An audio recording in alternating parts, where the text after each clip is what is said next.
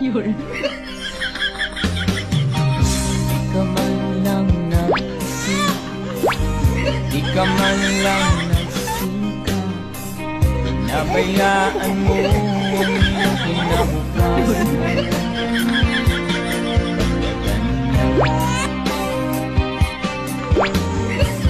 Di naman sila kulang, ibinigay ang iyong kailangan. Bakit bumagsak ka sa kalokohan?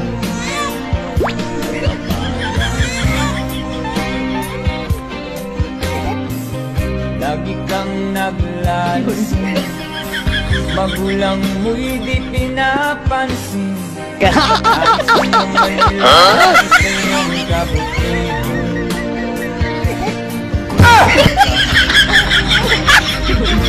Magbago ka